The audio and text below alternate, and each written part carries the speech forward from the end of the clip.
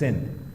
It is my belief that we are a province that is often presented as a glass half empty in Islamabad. And through this presentation today, at the very least, I'd like to establish that we're very much a glass half full. And there's a lot more potential for us to unlock, hopefully, together. The Pakistan People's Party government in Sindh started in 2008, and as the Chief Minister mentioned, every subsequent election, the people of Sindh have entrusted the Pakistan People's Party with a larger mandate than before. The Pakistan People's Party's philosophy has historically been rooted in roti, kapra, makan. Food, clothing, and shelter. The idea behind this philosophy, the idea behind this philosophy is fundamentally to address the issue of affordability. In a country such as Pakistan, where we have unemployment, poverty, but increasing income inequality, the Pakistan People's Party's approach to every sector across our government has been trying to invest in our institutions in such a way to allow our people the opportunity to afford the basic fundamentals in life. We inherited a government in 2008 that faced a multitude of challenges. We had the issue of terrorism and law and order. I'm sure our media friends and all of those here who witnessed firsthand how when the Pakistan People's Party's government took over in 2008, obviously all over Pakistan, but also in the province of Sindh, we faced terrorist attacks on at least a daily basis, and in some cases, at least a weekly basis, in some cases, a daily basis. We faced religious extremism like the rest of the country did, but particular to Sindh, we faced ethnic tensions and frictions that would often result in violence. Our law and order challenges weren't confined to the city of Karachi alone, but across the province. We faced, even in the northern parts of Sindh, in Larkana, my hometown, before the Pakistan People's Party's government took over, we used to observe the anniversary of Shaheed Zulfikar Ali Bhutto every year in April. And our party used to have to go in convoys in order to provide our people the necessary protection in order to reach from across the province and across the country to Larkana. Similarly, whether it's our health infrastructure, our education infrastructure, I could go on about the challenges that we face. But after the Pakistan People's Party's intervention, we're proud of what we've achieved, whether it's law and order, whether it's education, whether it's public-private partnership. And I'd like to take this opportunity today not only on dwelling on our accomplishments, where we've come from, what we've achieved, and hopefully a little bit of where we'd like to go. I'm going to start with our healthcare sector. The Pakistan People's Party's approach has been that we believe that healthcare should be a fundamental right. That if the people of Pakistan, or if any citizen, cannot afford treatment, it should not mean that this is a death sentence. And we have invested over the course of 3 governments in setting up free of cost medical facilities and health infrastructure all across the province. And not only are our facilities that I'm just going to talk about free of cost for all our citizens, but also of international standards. I'm going to start by talking about Karachi's JPMC. Actually, before that, I'm going to tell you that we've invested over the 3 governments, and we brought up our health budget from 2.9% of the Sindh's budget to 10% of our budget. As far as Karachi's JPMC is concerned, it is our sort of the cornerstone of Sindh's health system. It's our biggest hospital in Karachi, and it was handed over to us after the 18th Amendment from the federal government. Along with other institutions across the province, the healthcare sector had suffered from a neglect, from a lack of development, a lack of investment for more than a decade from when we came into office. And when we inherited the JPMC, our infrastructure was dilapidated. We had a capacity of 1,100 beds. And over the course of the Pakistan People's Party's government, we've now transformed this hospital in partnership with the people of Sindh, with the people of Karachi, with the philanthropists of Karachi, and as a result of heavy investment by the Sindh government into the country, one of the country's leading hospitals. We've added a 550-bed surgical complex and OPD, 120-bedded psychiatric ward and OPD, 110-bedded neurology ward and OPD, top-of-the-line equipment. For example, we have the CyberKnife technology for the treatment of cancer at JPMC. This facility, again in partnership with charitable organizations, the Patients AIDS Foundation, we not only made it possible for this top-of-the-line cancer treatment to be available in Karachi, but we're also the only facility in the planet to offer this expensive treatment completely free of cost. We've taken the JPMC bed strength from 2012, it was 1,100 beds, to now 2,208 beds. So we've doubled our capacity so far. If I just talk about JPMC's this CyberKnife and cancer treatment facility, we've served patients from 178 cities and 24 countries. And our CyberKnife facility and other tomotherapy and equinox sessions and all of this component, we've served 250,000 patients. It says here, now I don't know whether that's daily or monthly because it's missing in my presentation, but this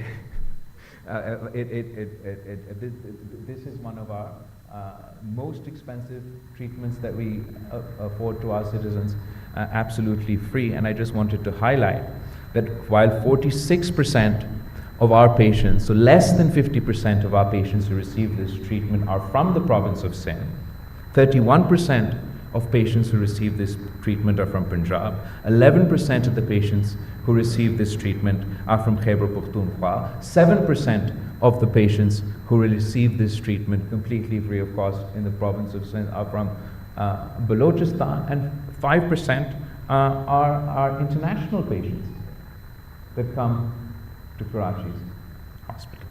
So the JPMC that we inherited with 1,100 beds in 2012, we added our 200 bed, in 2020, we added our 500 bed surgical complex. In 2020, we also added our food complex, which feeds 500 people daily completely free of cost. In 2024, we added our psychiatry and neurology department of 120 beds.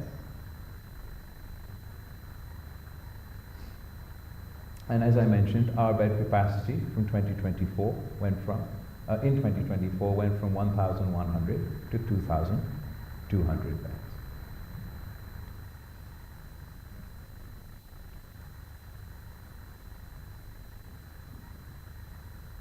Going forward, from now until 2028, we plan to add a new 12-storied, 600-bedded, fully equipped medical tower with MICU, CCU, cath labs, endoscopy, a new 6-storied officers' ward with 60 fully equipped private rooms, a new 10-storied fully equipped accident and emergency and trauma complex, along with other facilities.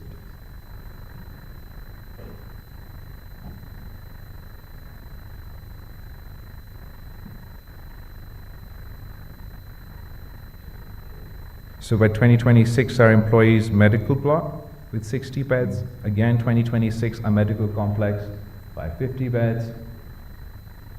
Our emergency tower, that I mentioned, 722 beds.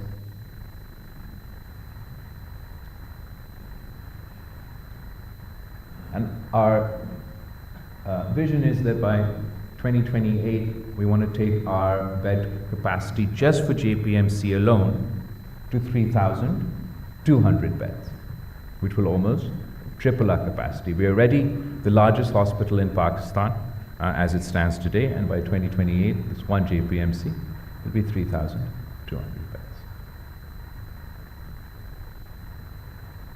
Alongside JPMC, within the same compound in Karachi, we also inherited the NICVD, which is Pakistan's cardiology hospital. We've managed to transform the NICVD as Pakistan's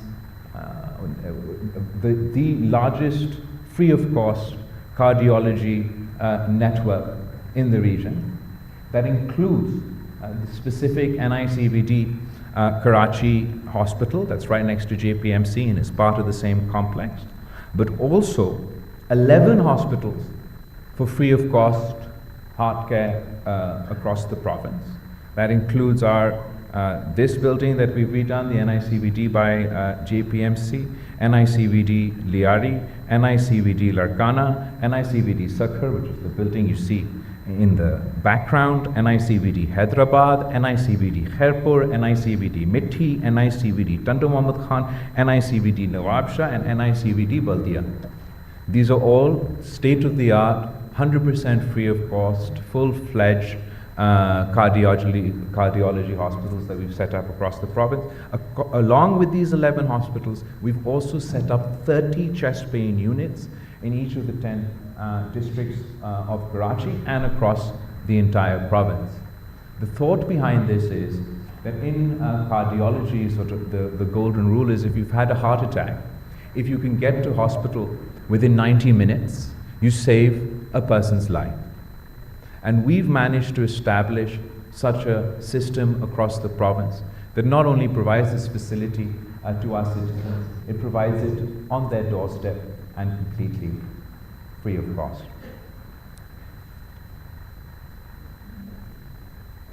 As far as the patients treated by NICVD is concerned, again, this is just the province of in this hospital. I'm not talking about our overall NICVD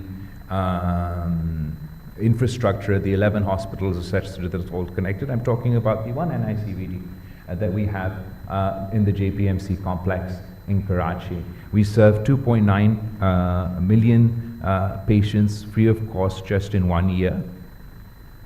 And in 2025, 2.8 million patients were from the province of Sindh.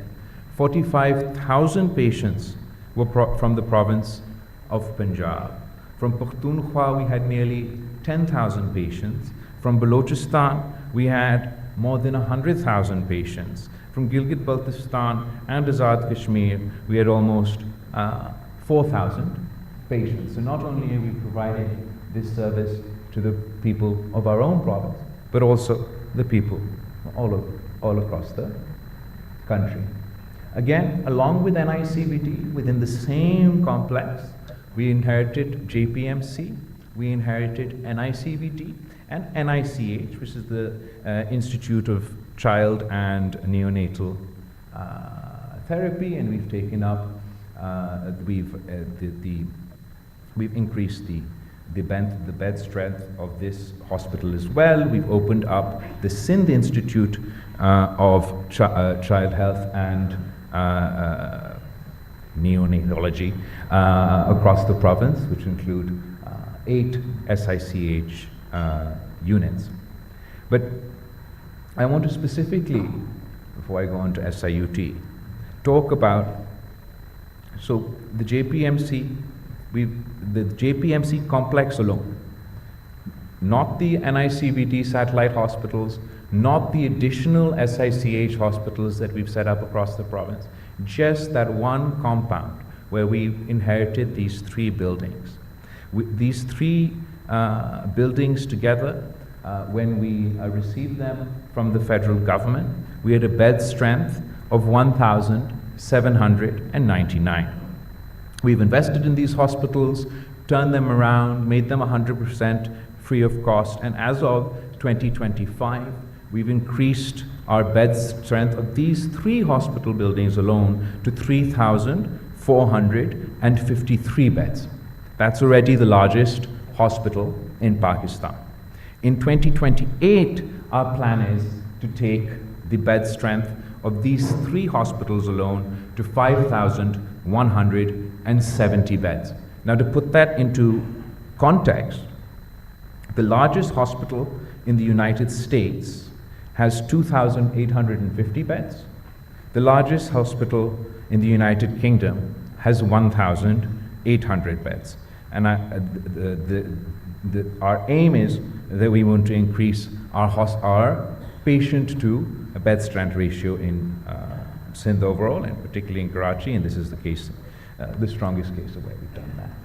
So what we've achieved with JPMC is as a result of a lot of Sindh's government's own investment, but also as a result of the humanitarian effort of the people of Sindh, particularly the people of Karachi who've invested in this hospital. NICVT is completely sort of public hospital. It's not as a result of our partnership with other sectors. But the transformation in Sindh's healthcare is not just a result of our own drastic increase in spending. It is also as a result of our ability to partner with those already doing good work in Sindh. And one of the best cases for this, or best examples for this, is our partnership with SIUT, the Sindh Institute of Urology and Transplantation. Dr. Adib Rizvi is probably the closest thing that comes to a living saint in Pakistan for the work that he does with the Sindh Institute of Urology and with the SIUT. In 2008, their capacity was 760 beds, and we've managed to partner with them and then bring up their strength to 1,926 beds. We've conducted more than 7,700 free of cost kidney transplants. I just with them inaugurated their newest and biggest hospital, what used to be the Regent's Hotel in Karachi, to provide free of cost treatments, not to the people of Karachi. We've partnered with them to expand their network, not only within our capital city, but all across the province. And where they used to be known specifically for urology, nephrology, and transplant, now they offer an entire ecosystem of healthcare facilities to the people of Sindh, again, 100% free of cost. We have our SIUT in Civil Hospital, in Diwan Farooq Centers, SIUT Oncology Center, SIUT Transplant Center, this Share Faisal one that I just mentioned that we opened, Drig Road, Nazmabad, Garden West, Karangi. These are all in just in the city of Karachi alone, providing free of cost treatment. Then in Shaheed Benazirabad, in Sakhar City, by Sakhar Bypass, Larkana also has the dialysis, and Shikarpur, we've been able to establish these free of cost hospitals in partnership with SIUT and Dr. Adib Rizvi, and the Sindh government is proud that we are, as of today, their largest partners. While SIUT and JPMC and NICBD were initially concentrated in Karachi, and we expanded their outreach across the province of Sindh, I also want to talk to you today about a tehsil in Khairpur in northern Sindh called Gambit, where we've been able to introduce international standards, free of cost, not only a hospital in practice, the entire medical city, to one of the most deprived areas of our province. In 2012, we conducted our first cardiac surgery in Gambit. In 2015, we added the Department of Orthopedic Surgery and established our first kidney transplant was performed. In 2016, it was our first liver transplant was performed at Gambit Institute, 100% free of cost. Before this, if you wanted to have this liver treatment within Pakistan, it was only possible either here in Islamabad, or people used to have to go abroad. People used to also have to go to India. So we're very proud of the progress that we've made. We were the first province to establish this facility, do it 100% free in 2016, and provide liver transplants to the people of Sindh. Then 2017, we established the Gambit Medical College was established. In 2018, our cornea transplantation was started in Gambit, Khairpur. In 2019, we established our Rapid Response Center and our Gambit Heart Center and our ICU. In 2021, we established our Center for Hematology, Bone Marrow Transplant, 100% free of cost, and our Laser Therapy Center, our Department of Oncology and Department of Neurology. In 2022, we established Nuclear Medicine, Cancer Care and Research Center in Gambit, Khairpur. In 2023, we conducted we inaugurated our lung cancer and transplant facility in Gambit, Khairpur. By 2024, we crossed our 1,000 liver transplant, 100% free of cost. Liver transplants were done, and we crossed 100 bone marrow transplants successfully performed in Gambit, 100% free of cost. And going forward, our timeline for 2025 includes all of this, which I'm not going to read out to you, but there's a lot. And the Gambit Institute of Medical Sciences now is the only institute in Pakistan providing services in 5 human organ transplant services: liver, kidney, cornea, bone marrow, all 100% free of cost. And once again, I just want to point you towards our patients. We conducted 1,362 free of cost liver transplants. Less than 50% of our patients were from the province of Sindh. 47% of our patients are from the province of Sindh. Second largest share of our patients are actually from the province of Punjab.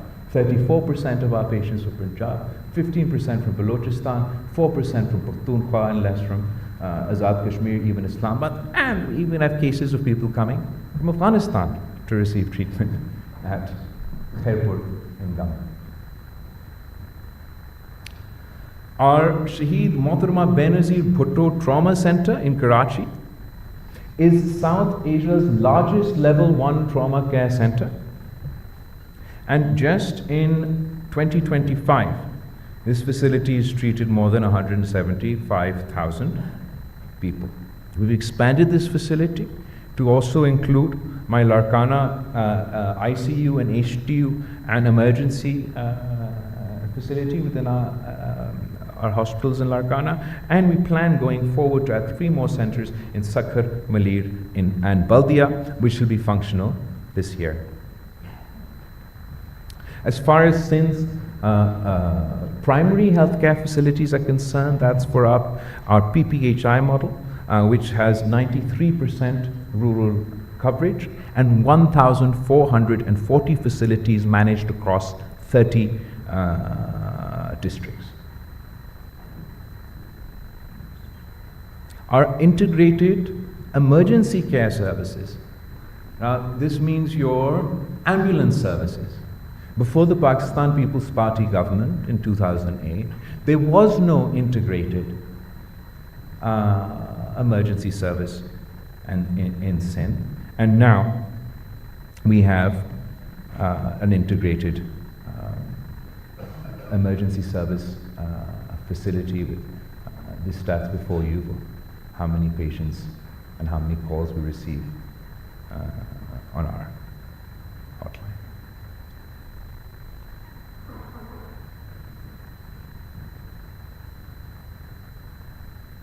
The biggest sort of public interaction at any hospital is with your emergency services. That has the highest interaction for our public. And if you want to improve the public's experience with any hospital, you want to focus on improving their approach or their access to emergency services. We prioritized within that children's emergency services. And we've partnered with the Child Life Foundation across the province of Sindh in order to provide international standards, free of cost, emergency care to the children of Sindh. And we've established 10 emergency rooms across the province in partnership with the Child Life Foundation and 105 telemedical centers at secondary care hospitals. This is, again, as a result of our public-private partnership. Our mortality rate at the Child Life Foundation emergency care rooms that we're partnered with is at 1.2% and is at par with the best private hospitals in Pakistan. As a result of all these interventions, whether it's NICVD, whether it's SICH, whether it's our Child Life Foundation, there are many like Indus Hospital sitting before us, that Dr. Bari, I haven't even mentioned in my as a result of these interventions, we're providing international standards, free of cost care to the people of our province, and we've seen quantitative results. Our infant mortality rate in Sindh has declined by 26%, from 74 in 2013 to 54.65 in 2024.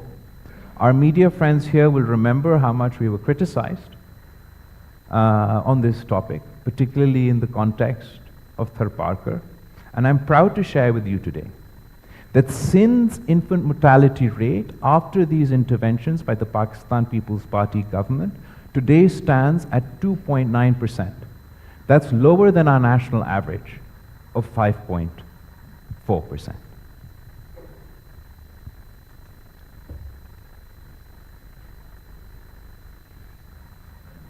The second topic I'd like to discuss with you today is our education infrastructure. We face a whole host of challenges within the province of Sindh, education being amongst one of our priorities. Obviously, without access to education, our people have no hopes of prospering, economic progress, of jobs. And we're proud to say that we've prioritized not only our higher education, but also our primary facilities.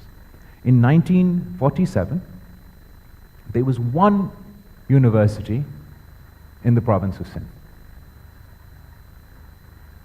50 years, by 2008, there were 10 universities in the province of Sindh, and of those 10 universities, there were 2 additional campuses. When you establish a campus, it increases the outreach of that university. Say there's a university in Karachi, and I can establish a campus in Badin or somewhere else. It gives, still need one in Badin, but it gives access to rural areas. So by 2008, there were 10 universities in the province of Sindh and 2 campuses, mostly established in the 1970s, subsequently in the 1990s.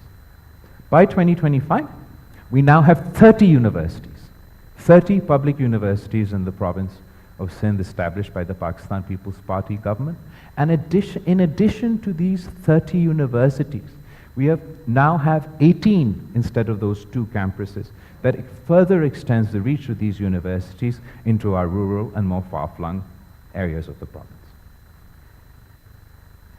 As far as our primary education is concerned, I want to particularly talk about the challenges we faced as a result of subsequent consistent flooding.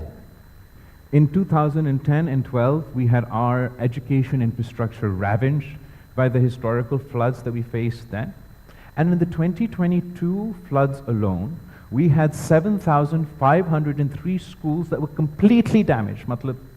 We had schools standing there and they no longer stand today. And then we had 12,305 schools that were partially damaged. Together, that's 50% of Sindh's education infrastructure gone in a flood. And that obviously has challenges. It takes decades, as you can see, to set up the infrastructure, and these natural calamities that we've seen on devastating scales to undo that progress overnight. That has consequences. It has consequences for children going to school, for your literacy rates. But the Sindh government has partnered with the federal government, with international financial institutions. Of those completely damaged schools, so far we've managed to reconstruct 5,243 schools with this breakdown from the GOS, international financial institutions, and the government of Pakistan supporting us in this work. Some of the post-flood schools rehabilitation there.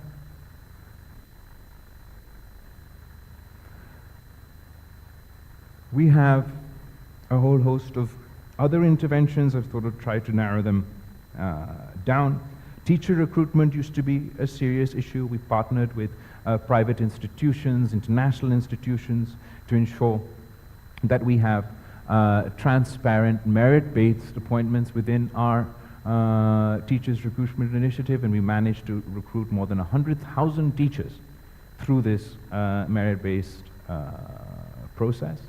We have public-private partnerships that have outsourced we've partnered with NGOs, with the private sectors to run educational institutions, public schools in Sindh. This has drastically increased the service delivery. I'd particularly like to mention Mr. Shehzad Roy, that's sitting in the corner over there, and his Citizen Foundation for the partnerships that we've done. We've improved our student-to-teacher ratio in Sindh. We had a student-to-teacher ratio of 50 students to 1 teacher when the Pakistan People's Party government took over. We've now managed to bring that down to 35 students to 1 teacher. We still have a long way to go.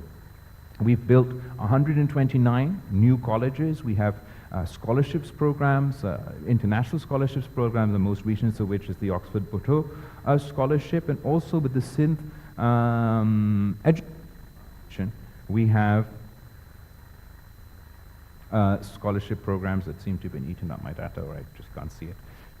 Trust me. We have not only international scholarship programs, but also local scholarship programs. There we are, 4,000 scholarships annually just through the Sindh Education Foundation alone. What we're particularly proud of is not only our tertiary care, our university, our primary school education, but particularly our special education facilities for differently able Pakistanis. Sindh was the first province to pass legislation for the Department of Empowerment of Persons with Disabilities. We were the first province to set up an autism center, 100% free of cost, I think it was 2018, in Karachi. And we've managed to take that number now across the province to 10 autism centers where we provide 100% free of cost special education facilities for the differently abled in Sindh, and we've introduced a 5% employment quota. As you're all well aware, Pakistan faces demographic challenges. One of the most urbanizing provinces is the province of Sindh, with the highest rate of increase in population. The challenges that we face, and this is in the province of Sindh. The city of Karachi is Pakistan's only megacity that has a serious issue with population, partly as a result of population welfare, but largely as a result of migration. But we're also proud of the fact that Sindh is the first government and the first province that legislated on family planning. We've been working at this consistently, and Sindh is leading provinces in achieving our family planning 2030 goals. Sindh's contraceptive prevalence rate has gone from 31% to 41.8%, and that is a direct result of our family planning interventions.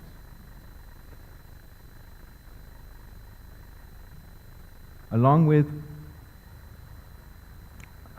family planning, I'd mentioned the sort of crux of our philosophy being about affordability. So we provide free of cost healthcare, because one of the most expensive challenges that any family can face can be the cost of healthcare. It can rip families out of the middle classes and into poverty, and also there are those who are completely out of reach. Similarly, we've tried to expand our network of public education facilities to ensure that our citizens get free of cost education, whether it's their universities, whether it's their primary school. Talked about population welfare. Along with that, the Pakistan People's Party is very proud that we'd introduced at the national level, at the federal level, the Benazir Income Support Program, which is the first and only social safety net that exists in Pakistan, and it's got meets all international standards. Simultaneously, at the provincial level, we've had various different interventions, and I'm just going to talk about one today, for poverty alleviation. And that's our Sindh. Do you want to do it? Yeah. Sindh Rural Support Organization, through which we've provided interest-free loans and other supports, particularly to the women of Sindh. And as a result of this program, we managed to lift so far 1.4 million women out of poverty. And the thing that I'm sort of proudest about this program is usually when we want to start an initiative, we go to either our international partners or local partners and we make a pitch that this is what we want to do, come partner for us, come give us financing. In the case of this SRSO, which became the People's Poverty Reduction Program, this was the one initiative where we'd started on our own in the province of Sindh, and it went so well that the European Union approached us that they would like to join us in financing this initiative, which allowed us to then expand it through international partners and our own local support. So as I mentioned, we provide interest-free loans. We've got interest-free loans for women to start their own businesses at different scales. So there's an average scale for if they want to start to provide them support in the form of the loans in these loans to start those businesses. Then there's sort of higher end, we provide a little bit more support through an enterprise development fund for more upscale businesses that they want to start. And it is primarily through that we've managed to lift these women out of poverty, but we've also included support for vocational training and low-cost housing and a whole host of other interventions. But just the point that I want to highlight as a result of this, even sort of the commercial people and business people present here today will know that the recovery rate of our loans from our commercial banks for some of our top strata within Pakistan society is nowhere near the recovery rate that I mentioned over here. For our 5.8 billion that became 9.8 billion rupees of investment in interest-free loans for for these women, our recovery rate is 98%. So what that means is not only does it speak to this program's success, it also speaks to these women's success. And we're really very proud of that. I mentioned the flooding, the consequences that that had in 2022 for our education infrastructure. To put it into perspective, the scale of this flooding and how devastating it was, particularly for the province of Sindh, is that 70% of Sindh was submerged in water. 24 of our 30 districts were declared calamity hit, and 2.1 million houses were destroyed. And you can imagine the devastation that this caused to those communities that we witnessed firsthand. I happened to be the Foreign Minister of Pakistan at the time, and I'm very grateful to the Prime Minister Shehbaz Sharif and the federal government who all rallied together. I'm very grateful to our friends in the diplomatic corps for their support and for the Sindh government's efforts that allowed us to launch the world's largest housing initiative. Before us, I'm going to say the wrong name, so I'm not going to say the country, but now we currently are the world's largest housing initiative to rebuild these 2.1 million homes.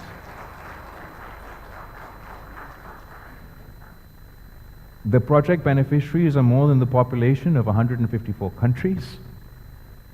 Not only are we rebuilding their homes, we're rebuilding climate resilient homes. So the next time it rains and the next time it floods, these communities are not devastated. And it's an investment in the future, because every time such a devastation of this, we face such devastation at this scale, it drains provincial resources, federal resources. So we're building 2.1 million climate resilient homes. At the moment, we have 1.5 million homes that are under construction still. 750,000 homes have been completed. And the beauty of this initiative is that it's not just climate resilient housing initiative, it's also a women's empowerment initiative. Because while building homes for these women who could never, or these families who would never envision having a solid house over their head, we also, because 90% of these people were living on government land in makeshift houses. So we also have transferred the land titles for these homes in the names of the women of the households. And that is the largest asset transfer initiative in a generation. As a result of this, when we hand over these houses to these women, they now have an asset. They have security. These families know that they can't be removed from their homes. The value of these properties, as soon as we hand over the land titles, drastically increase. And for generation after generation, these properties will continue to increase and be passed on to future generations. But it also provides them with an asset that, if they would like, they can use to take out a loan, to do. So it's overall, it's not only sort of housing reconstruction, it's poverty alleviations, it's women's empowerment. We opened bank accounts for all these women. 2 million bank accounts have been opened for women who would never have seen a bank. As a result of this initiative, we've also managed to create more than 1 million jobs in the province of Sindh just through the People's Housing Initiative. And our partners, some of them are in the room today, like the World Bank, international financial institutions, the federal government, the Sindh government, have all come together, and we managed to secure funding of $2 billion in less than 2 years for this initiative. Ooh. This is Hina from Thatta, where she used to live with her family and her brand new house. Dildal Ari from Tangobago and his family, their kacha house, their pakka house. Lalo Mal from Nara, his kacha house, him and his 2 daughters in his new house. Muhammad Khan from Jacobabad, him and his family, how they used to live, they live today.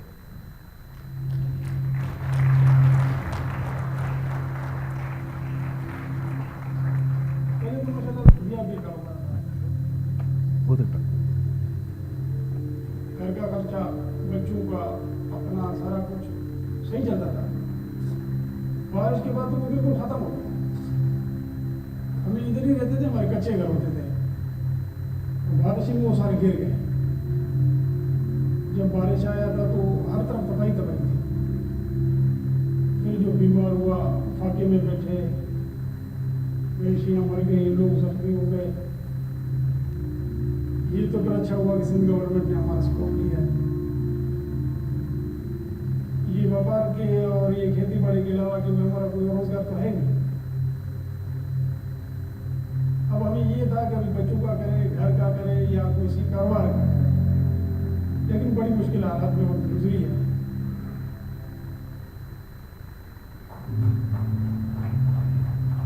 Government of Sindh की तरफ से जो team आई थी, वो आगे घर घर पे सर्वे कर रहे थे। पहले घर हमारे कच्चे थे, अभी ये माशाल्लाह पक्का घर बन गया, तो हमारा भी शौक है कि घर को संवार दें। ये पसंद है हमें, जब वो बोलते कि दरख्त लगाए, तो ये जो बड़े होते हैं तो इसके दरख्त भी बैठते हैं और मवेशी वगैरह भी। और गाँव वालों को भी कहता हूँ कि हर घर के सामने ये होनी चाहिए, और हम लगा देते हैं इसलिए।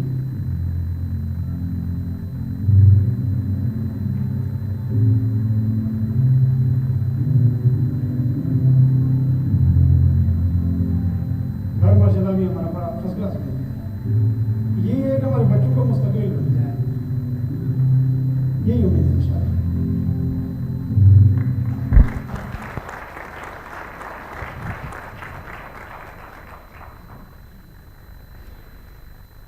Education system, housing infrastructure, regular infrastructure obviously devastated. Again, on the topic of agriculture, I want to look at it specifically in light of the 2022 floods. The major source of income for the people of our province was drastically affected. As an emergency measure at the time, the Sindh government decided to support our farmers by providing them wheat seeds. On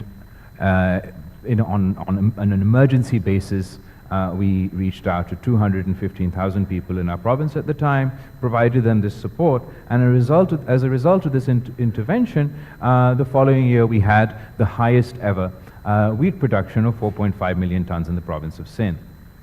But we built on that experience. We used that data, and we started the Benazir Hari card, or the Benazir Farmer card, with the thought that in the future, when we face a natural disaster, we want a transparent mechanism where we can get financial support directly into the hands of the farmers. These 200,000 people that we'd given the wheat seed became the first people to subsequently join our Benazir Hari card. And the concept behind this initiative was not only support in times of emergencies, but the government of Sindh, and even the federal government, but they're not associated with this yet, provides a lot of support to our farming communities but it's not targeted, it's not transparent, and that's the direction that we'd like to move in the future. So this Benazir Hari card was a result of the 2022 floods. And recently, because we had this infrastructure in place, when last year Pakistan faced floods, we've had an even more expansive intervention from the government of Sindh through the Benazir Hari card, but also through CNIC and other identification mechanisms. For small farmers of from 1 to 25 acres, we provided cash support for them to buy DAP and urea. Targeted, transparent support to those at the bottom of the pyramid who need it most, while simultaneously supporting Sindh's agriculture economy. We have agricultural modernization mechanisms in place where we support our farmers with laser leveling and other such facilities. And going forward, we want to take this to, and going forward, we want to take that to the next level. We're going to encourage both collective farming and public-private partnership in the agriculture sector in the province of Sindh. Collective farming, because 90% of land holdings in Sindh are with the small farmer. And what we want to do is create incentives from the provincial government for these small farmers to form collectives. And when they form collectives, they'll obviously collectively have more arable land, but it also gives them collective bargaining power. And they could then benefit from some of the benefits that bigger, richer, large landowning families or businesses enjoy when it comes to procurement and other things. We want to support these collectives through the Sindh government with modernization, with modern machinery, with laser leveling, with scientific knowledge, with research, and our support, our interventions, our subsidies will be targeted to these small farmers. Then, for public-private partnership, we want to encourage the private sector to come and invest in large-scale farming in the province of Sindh in two ways. One, the Sindh government wants to be a bridge between these collectives and big business, whether it's within Pakistan or outside in Pakistan, where we create a partnership with these collectives in the business community, and they come in with their investment and partner with small farmers and create collective corporate farming in the PPP mode. Separately, the government of Sindh also has a lot of arable land that's not used, whether it's in forest area, whether it's in agriculture department, whether it's irrigation department. We also want to partner with the private sector in those cases and use public-private partnership to bring in large-scale, high value-added farming to take our Sindh agriculture to the next level. So no agriculture without irrigation, and our irrigation system in Pakistan is the largest in the world. And within Pakistan, the largest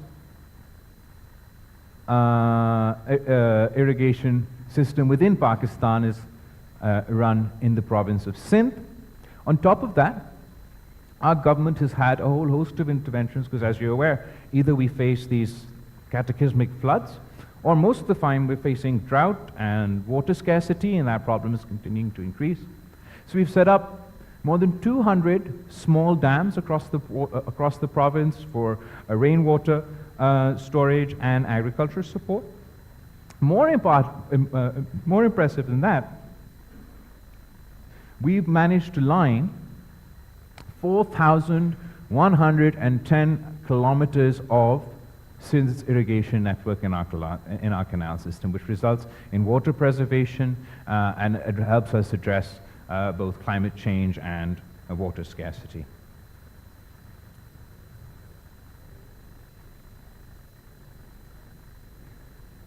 Ooh. As far as Sindh's infrastructure is concerned, so along with our irrigation system, we get a lot of criticism on our communication infrastructure. So I want to use this opportunity to clarify that there are two forms of this infrastructure in our province. The majority, say our national highways, are run by the federal government and the communications department. And that has and does, both from us and from others, receive a lot of criticisms, and we're really appreciative of the current government, the Prime Minister, for their commitment that the Sakhar onwards portion of our national motorway will be built. But that doesn't mean that the Sindh government doesn't build roads, it's just we can't build the federal government roads. We manage 57,000 kilometers of road networks in Sindh, of which 24,000 kilometers are either brand new or rehabilitated. I've included a whole host of pictures here, but the one I'm just going to point out to you, which is our latest initiative, Bilawal Bhutto in Karachi, which is a public-private partnership model, and we have a lot of our partners with us here today that's working on our communication infrastructure. Roads, bridges. Since 1947 until 2008, there were 5 bridges built on the River Indus. And from 2008 up until today, we've managed to build 4 new bridges on the River Indus. This includes the largest bridge on the River Indus, which is our Chirk Mulakatiyar bridge in public-private partnership, and it's not here, but we're constructing our 5th bridge on the River Indus, which is our Kankot Ghotki bridge that is still under construction and hopefully be finished before 2028. What's infrastructure without transport? Well, in 2008, when the Pakistan People's Party government took over, the Sindh government had no public transport, no integrated public transport. And now, we have more than 200,000 passengers that commute daily through our integrated mass transit system. We were the first province to introduce electric vehicle buses in Pakistan. We were the first province to introduce the pink bus service in Pakistan, which is exclusively for women passengers with women drivers to provide a safe environment for women, and we also want to particularly encourage female mobility. So it's not just our pink bus service. The Transport Minister who introduced this for us today has also started a pink scooty service, and we'll continue. Still got a long way to go as far as public transport is concerned, and we'll continue to expanding this infrastructure, hopefully, in the time to come. Solid waste management.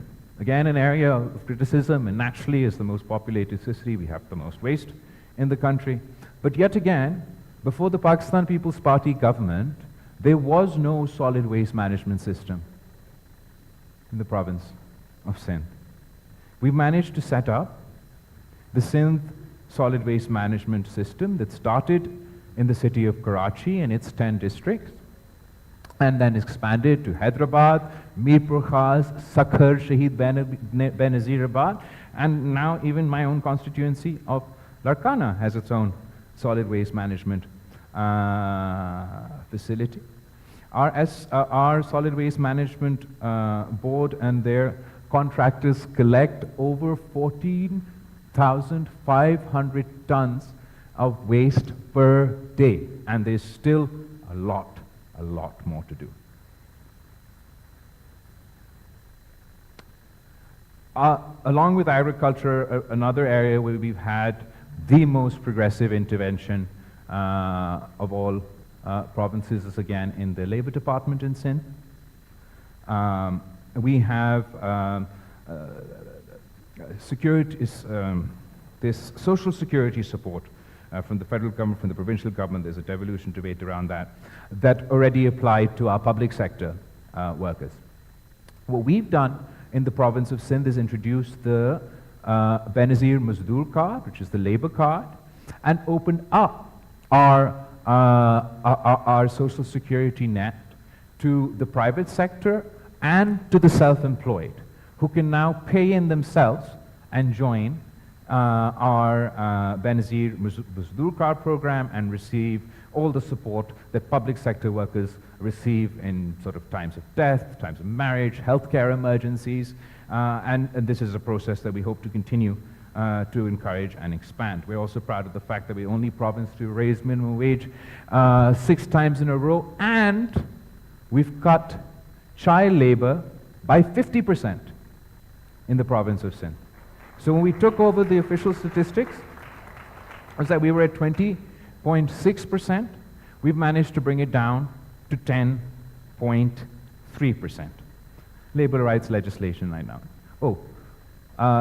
Amongst the labor rights legislation, 16 laws, 18 rules, etc. The main thing I want to, one additional thing I want to mention is that we not only acknowledge agricultural workers as part of the workforce, we were the first to pass the Female Agricultural Workers Act back in the last provincial government, and the first ones to acknowledge women's contribution, which is the largest in our agriculture sector.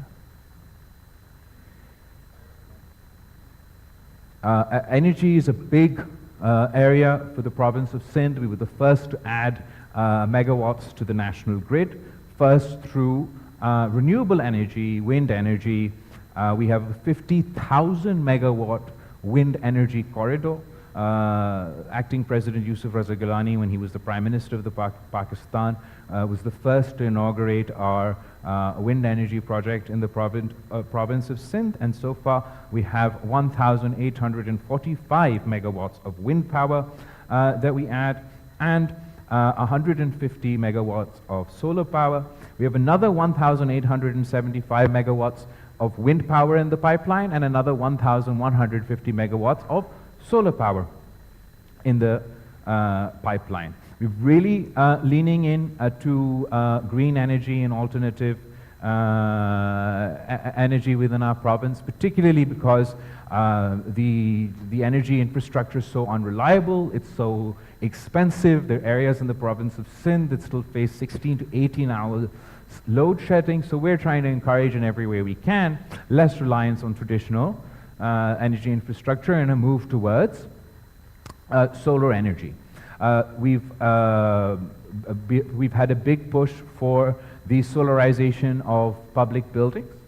In partnership with the World Bank, we've also been targeting Benazir income support beneficiaries to provide them with solar systems.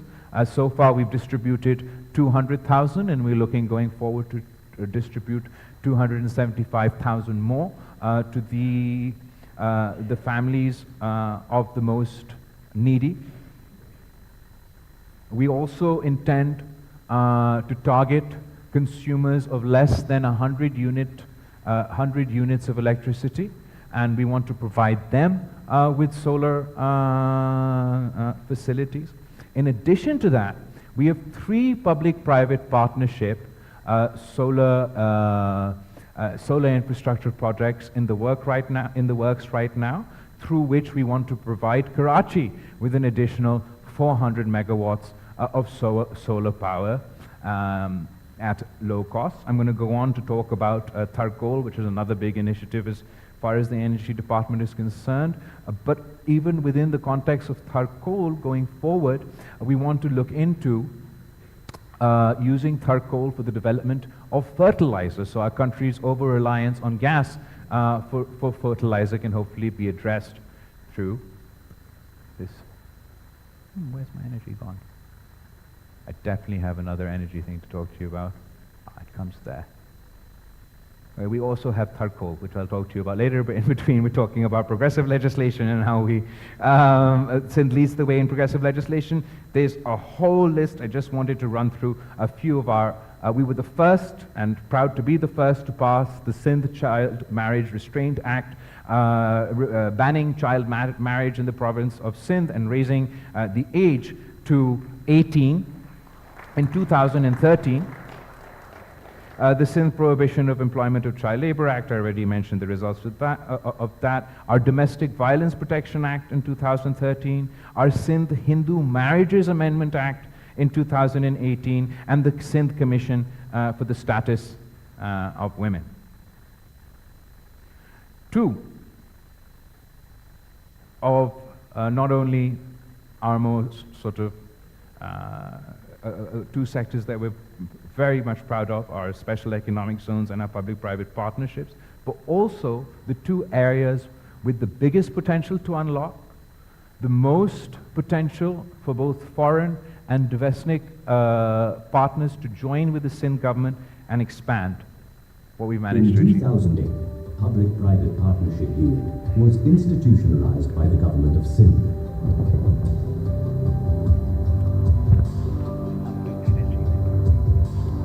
Our private partners have collectively invested nearly $2.076 billion US, while $780 million US invested by government of Sindh.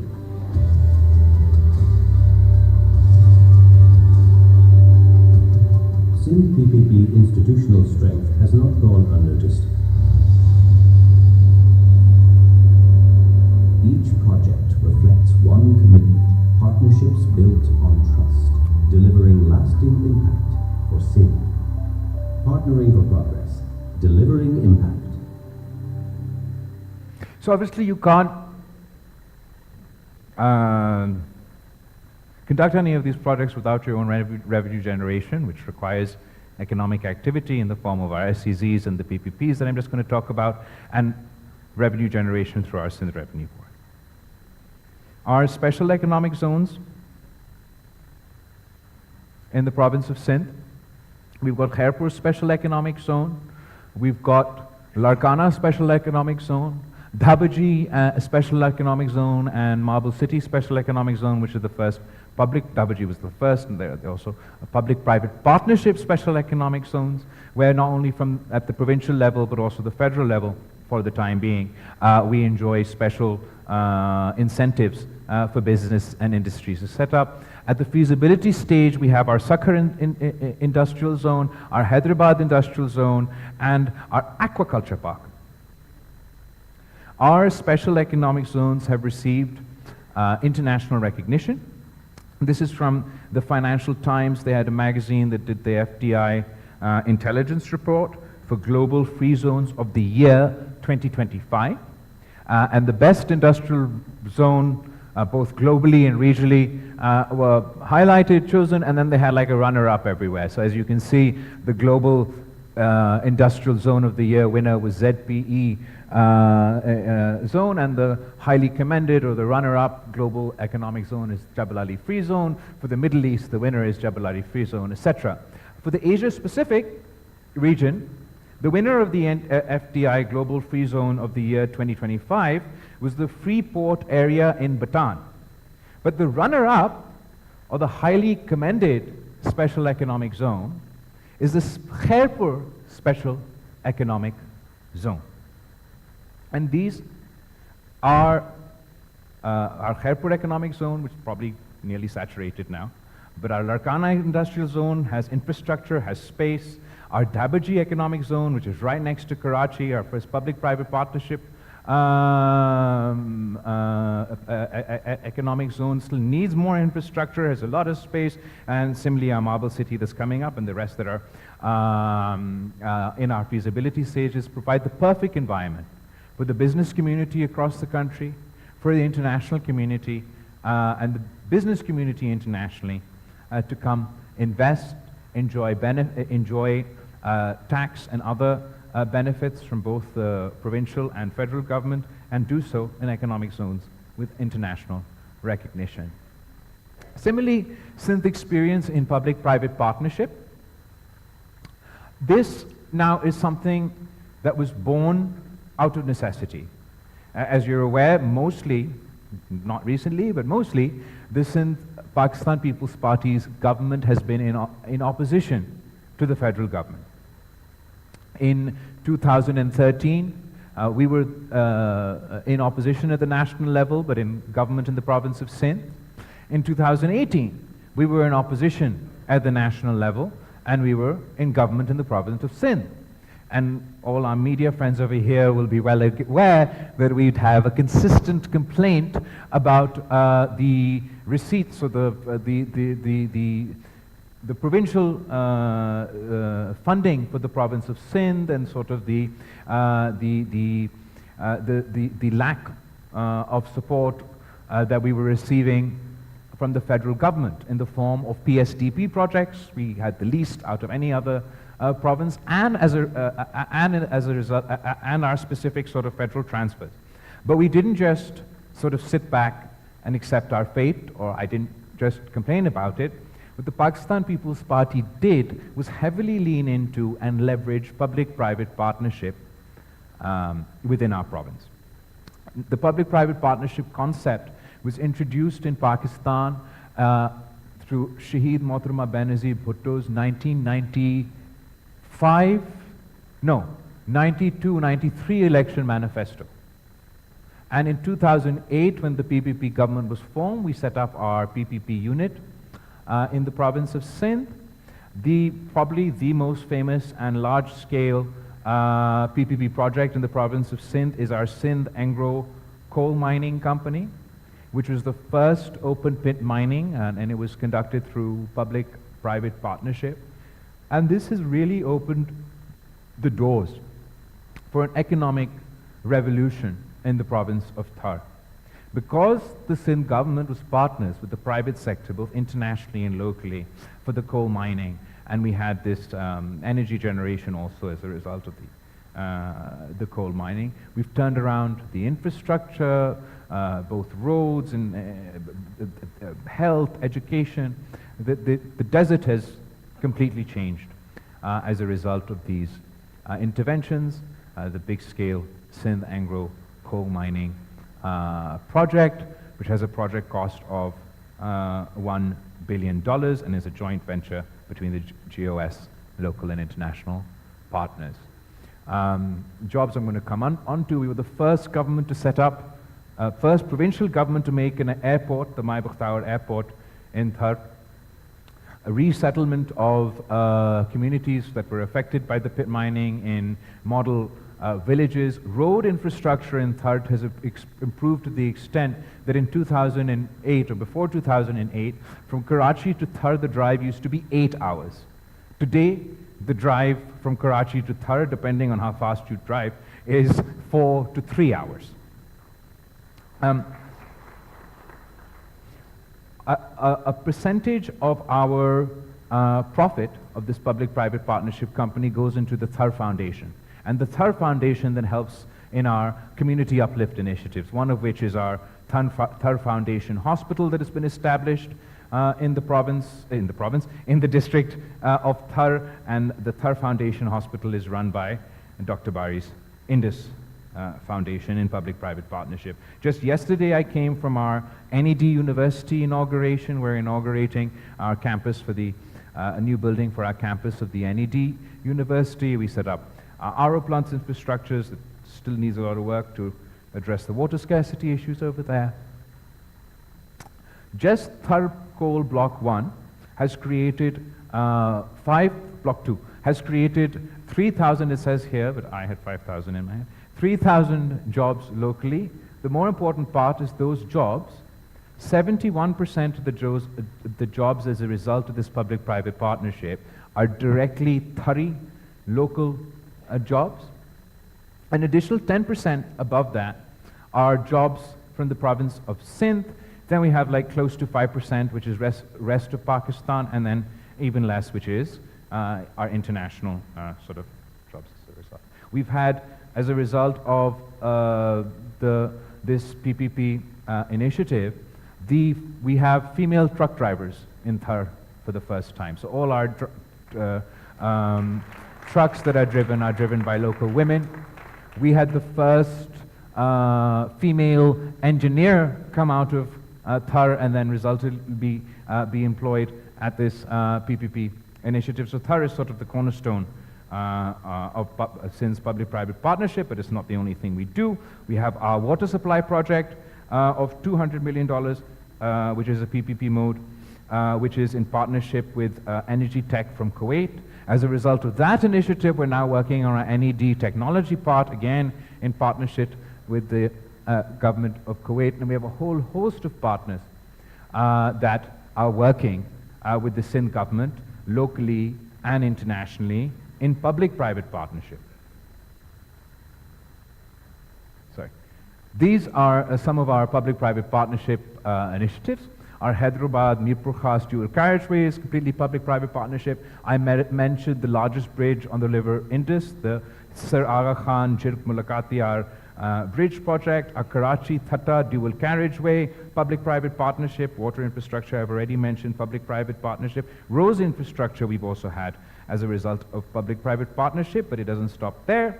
Education management, I've already mentioned. Management of many schools we've handed over in public-private partnership for primary education. Again, the same Shehzad Roy helps us with teacher training initiatives in public-private partnership. This has increased the standards of our teachers, who are now tested and regularly tested to ensure that they meet the necessary standards. We've also rehabilitated 54 JICA girls elementary schools as a result in public-private partnership, and our regional bud centers are also public-private partnership initiatives. Our public-private partnership program in the province of Sindh is recognized globally. In 2018, the Economist magazine's intelligence unit rated Sindh province as number 6 for public-private partnership, after Thailand, Philippines, PCR, India, Gujarat, then the province of Sindh for our PPP mode. And most recently, we've had these IFN Deal of the Year 2021, and that's all 2021 for public-private partnership. Major projects that are now under construction in PPP mode, I mentioned Ashare Bhutto, Kankot, the 5th bridge that we're now building on the River Indus, the Ghotki Kankot Bridge is public-private partnership. Marble City project, public-private partnership. Dhabaji I already mentioned, NED I already mentioned. Okay, I'm mentioning things twice now. Major projects that are at the feasibility stage for PPP mode are before you. Our Yellow Line, our Sakhar and Hyderabad Industrial Zone, our sewage treatment plant for Karachi, our aquaculture park project. There's a livestock project. There's more water sector projects in Sakhar, all in our feasibility stage for public-private partnership. Through public-private partnership, not only have we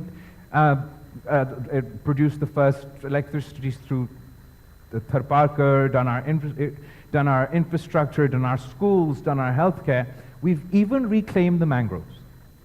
So we had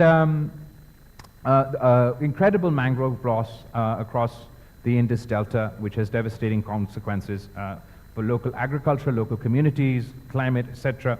And through public-private partnership, we've increased our covered area from 270,000 mangroves to now 270,000 acres, sorry, to now 675,000 acres of mangrove covers. 2 Guinness Book of World Records for this mangrove initiative, for the largest number of mangroves planted in a day. So we first won in 2000 and I forget the dates now. So we first won 1 Guinness Book of World Record for the largest number of mangroves planted in a day. Then India won, so we couldn't let that stand, and we went and did it again. So that's why we have 2 Guinness Book of World Records.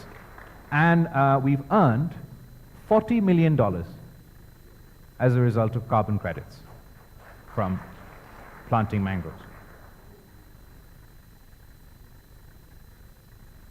So in our PPP mode, our portfolio so far, we've executed about $600 million worth of projects in road, energy, healthcare sectors.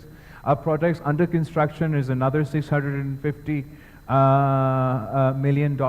But the main figure that I want to point to here is our investable portfolio, our investable project portfolio for the province of Sindh is $5.2 billion, and we're very keen to work with the international community and a local business community, just as we realized all these other public-private partnership initiatives to bring these other projects into to realize all these other projects. And I'd like to use this opportunity today to invite you all to come take advantage of our special economic zones, of our experience in public-private partnership to benefit within the province of Sindh. And even our advice to the federal government would be that if you want to cut down on the PSDP, you want to cut down on public spending, a large segment of the federal PSDP should be shifted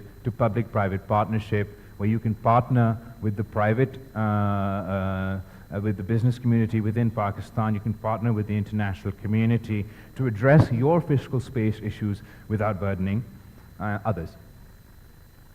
Final point, and I swear I'm going to feed you something. Sindh Revenue Board. Sounds dull, but it's very important. Because how are we going to provide free healthcare, free education, improve our infrastructure at all the facilities that I showed you today without the funding? Key is revenue. The Sindh government set up the Sindh Revenue Board, I believe, in 2012. As a result of the 18th Amendment, the sales tax on services were devolved to the provinces, and we set up the Sindh Revenue Board to help collect this tax. The last time this tax was with the federal government was in 2011, and they collected 16 billion rupees in 2010. That's from the province of Sindh, the sales tax on services that the FBR collected the last time they had this responsibility. In 2011, within 1 year, the government of Sindh Revenue Board collected 28 billion rupees, which was a 68% increase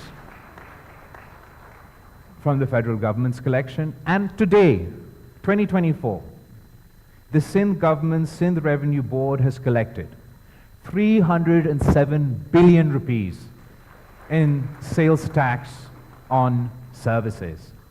The federal government's FBR's growth rate every year is 10%. Our SBR's growth rate is an average of 19%.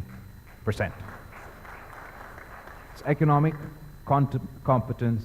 Without self-sufficiency, we can't promise to provide any of the support that I discussed in the lead up to this slide. And this is exactly our case to the federal government. That if we're collecting 19% and you're collecting 10%, then how can you punish the guys who are actually doing their jobs?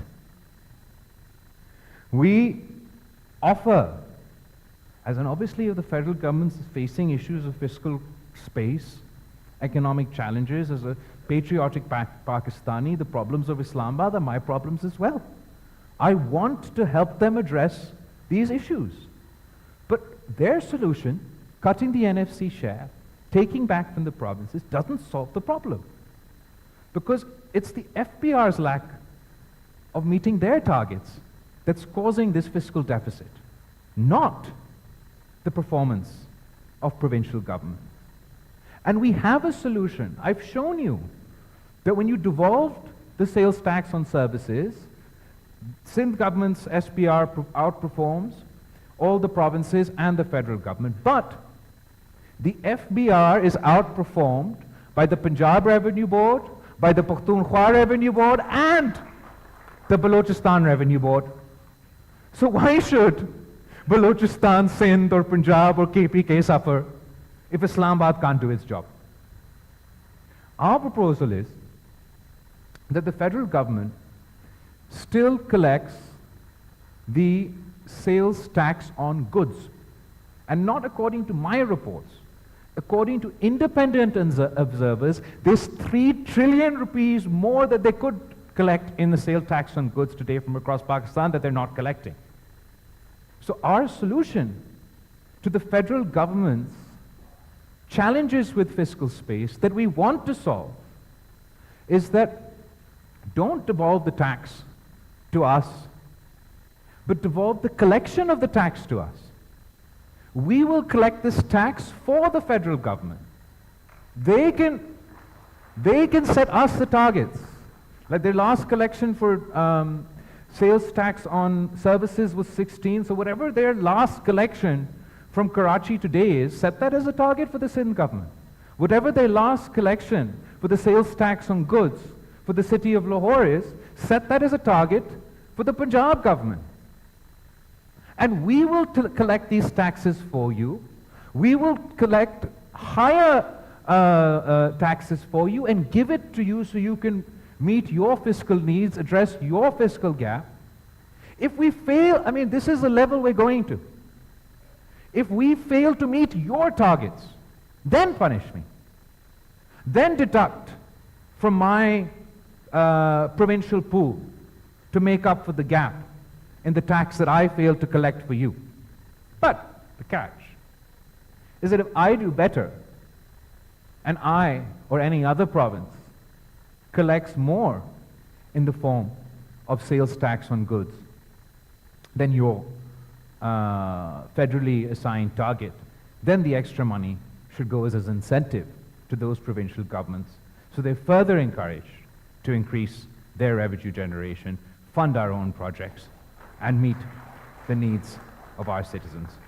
I thank you all very much today for putting up with my very detailed conversation, and I hope that I've managed to convince, or at least put across a case for you today, that the province of Sindh is a half glass full, not a half glass empty. And we would like to work with everyone in this room today and the federal government to achieve not only our goals, but also address the challenges faced by the federal government and the people of Pakistan. Thank you.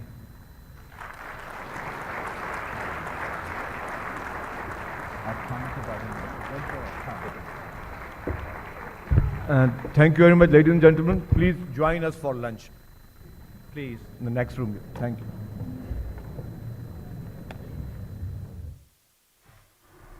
नाज़रीन, chairman Pakistan Peoples Party थे, जहां chairman Pakistan Peoples Party Bilawal Bhutto Zardari तकरीब से खिताब कर रहे थे। उन्होंने कहा कि सिंध सैलाब मुतासरीन के लिए इमदाद इकट्ठी की गई। 2022 के सैलाब में सिंध के हज़ारों स्कूल्स मुतासर हुए थे और हुकूमत की अवलीन तरजीह थी कि उनको रिलीफ दिया जाए। सैलाब से तकरीबन 50% एजुकेशन इंफ्रास्ट्रक्चर मुकम्मल तौर पर मुतासर हो चुका था और बेनज़ीर इनकम सपोर्ट बड़ा सोशल सेफ्टी नेटवर्क बन चुका है और बहुत से लोग उससे मुस्तफ़ीद भी हो रहे हैं।